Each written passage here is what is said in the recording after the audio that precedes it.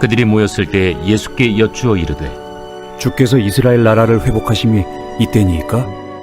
때와 시기는 아버지께서 자기의 권한에 두셨으니 너희가 알 바 아니요 오직 성령이 너희에게 임하시면 너희가 권능을 받고 예루살렘과 온 유대와 사마리아와 땅끝까지 이르러 내 증인이 되리라. 이 말씀을 마치시고 그들이 보는데 올려져 가시니 구름이 그를 가리어 보이지 않게 하더라. 올라가실 때 제자들이 자세히 하늘을 쳐다보고 있는데 흰옷 입은 두 사람이 그들 곁에 서서 갈릴리 사람들아, 어찌하여 서서 하늘을 쳐다보느냐? 너희 가운데서 하늘로 올려지시니 예수는 하늘로 가심을 본 그대로 오시리라. 안녕하십니까 신앙가족 여러분. 오늘 사도행전 1장 6절에서 11절 말씀을 가지고 내 증인이 되리라는 제목으로 함께 말씀 나누겠습니다. 오늘 본문의 앞부분에는 데오빌로라는 높은 지위에 있는 사람에게 쓴 글이다라는 것을 알려주고 있습니다. 누가는 데오빌로에게 예수 그리스도의 행적과 십자가에서 죽으심 그리고 부활, 승천에 대해서 전했습니다. 그렇게 누가는 예수님의 행적을 꼼꼼하게 살폈습니다. 예수님이 하신 일들은 제자들이 따라가야 할 길이기 때문에 그렇습니다. 예수님은 승천하기 직전 제자들에게 예루살렘을 떠나지 말고 약속하신 것, 바로 성령을 기다리라고 하셨습니다. 누가가 데오빌로에게 한 일도 바로 예수 그리스도에 대한 증언이었습니다. 그리고 예수님은 사도들이 이 복음을 전하기 위해서는 성령으로 세례를 받아야 한다라고 가르쳐주고 있습니다. 주님이 성령을 통해 일하시는 새로운 시대가 시작된 것입니다. 주의 일을 하려면 먼저 성령을 받아야 합니다. 나의 계획과 생각이 아니라 하나님이 약속하신 성령을 받아야 하는 것이죠. 성령은 우리가 복음을 깨닫게 하시고 복음 증거에 필요한 모든 능력과 은사를 부여하십니다. 성령의 역사하심을 의지할 때에 복음 사역을 감당할 수 있기 때문에 우리는 날마다 성령 충만을 사모해야 되는 것이죠. 그런데 이 많은 그리스도인들은 우리의 관심을 빼앗아가는 것들이 너무 많아서 분주하게 살아갑니다. 현실의 사회적, 경제적, 그리고 정치적 현상, 그런 것들이 그리스도인들의 관심을 빼앗아가는 그런 일들이죠. 그래서 주님은 제자들이 우선적으로 관심을 가지고 집중해야 할 일들을 알려주셨습니다. 주님의 부르심을 받은 제자들과 교회가 진정으로 관심을 갖고 힘써야 할 것은 무엇인지 말씀해주고 있는 것이죠. 사도들은 부활하신 예수님께 이스라엘의 회복에 대해 질문했습니다. 당시 이스라엘은 로마의 통치 아래에 있었습니다. 예수님이 부활하시기 전까지 사도들의 관심은 이스라엘이 로마로부터 정치적으로 독립하는 것, 거기에 있었습니다. 이전의 사도들은 예수님이 이스라엘 독립의 주도적인 역할을 하실 것이다 라고 기대하고 있었는데요. 그러나 부활하신 예수님을 만난 제자들은 하나님 나라의 회복에 대해서 질문하고 있습니다. 이에 예수님은 그 시작과 때가 하나님 주권 아래 있다라고 알려주고 계시죠. 그러면서 그리스도인의 사명에 대해서 말씀하십니다. 사도들에게 주어진 사명은 복음을 땅끝까지 전하는 것이었습니다.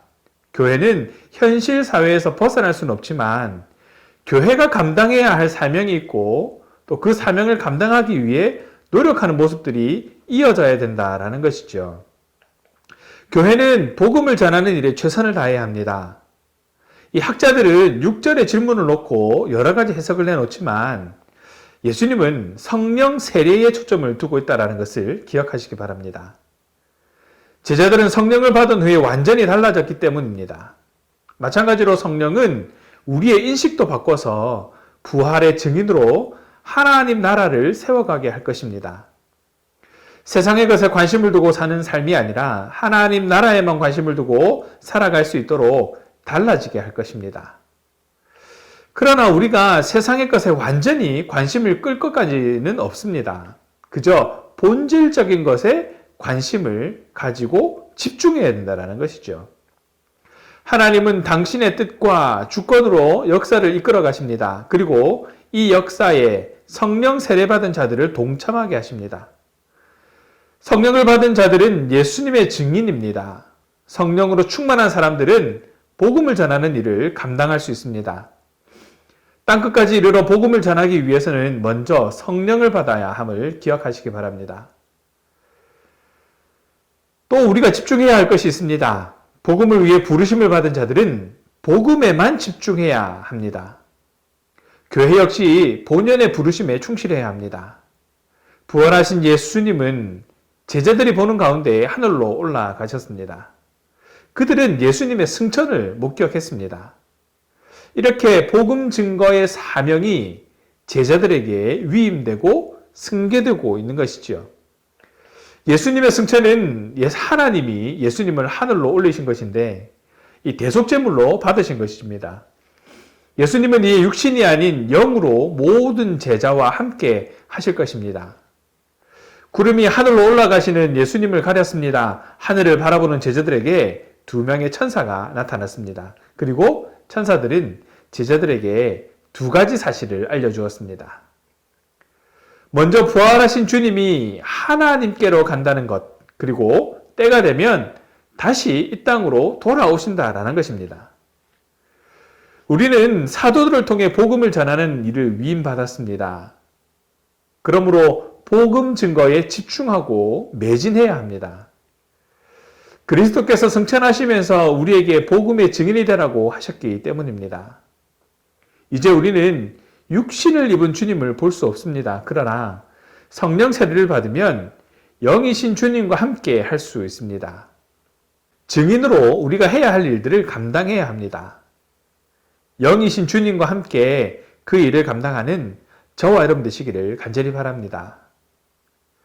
이 증인이라는 말은 법적 용어입니다. 양심에 따라 숨김과 보탬이 없이 사실 그대로 말할 것을, 그리고 만일 거짓말이 있다면 위증의 벌을 받기로 맹세합니다 라고 선서하면서 사건의 진상을 목숨을 걸고서라도 그대로 전하겠다는 그런 다짐을 하는 그런 자리입니다. 증인으로 법정에 서는 것은 이런 의미를 담고 있습니다. 율법에서도 2명 이상의 증인이 있을 때 그 증언이 재판에서 채택됩니다. 우리 역시 주님의 부활과 승천을 믿음의 눈으로 본 증인입니다. 주님은 우리가 복음 증거에 충성하기를 원하십니다. 이 부활은 지금도 그렇지만 당시 사람들에게는 상당히 낯선 일이었습니다. 그렇지만 예수님은 자신의 부활의 증거를 다양하면서도 확실하게 보여주셨습니다.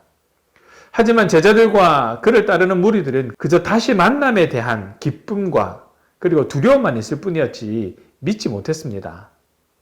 그러나 부활은 예수님의 통치권에 대한 선언입니다.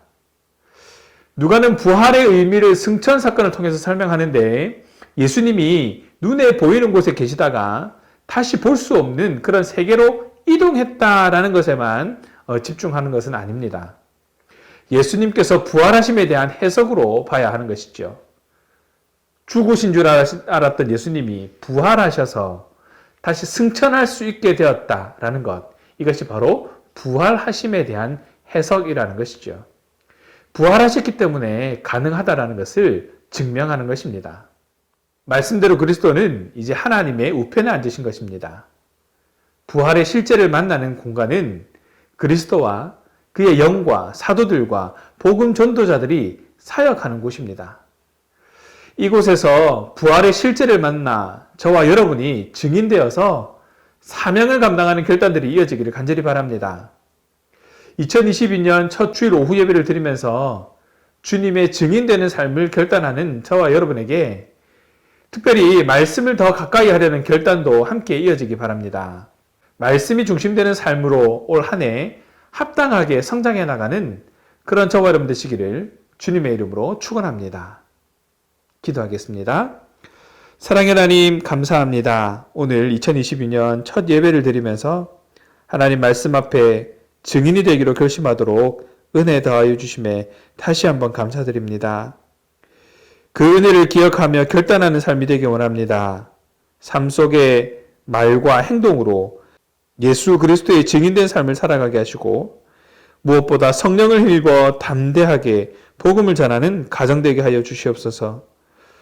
복음을 전하는 사명에 전념하는 교회 되기 원합니다. 올 한 해 우리 교회가 코로나로 위축된 상황 가운데서도 감당해야 할 일들을 잘 감당할 수 있도록 인도하여 주시고 그 인도하심에 순종하는 믿음을 더하여 주시고 합당한 열매로 영광 돌리는 그런 새해가 되게 하여 주시옵소서. 감사합니다, 주님. 우리 주 예수 그리스도의 이름으로 기도합니다. 아멘.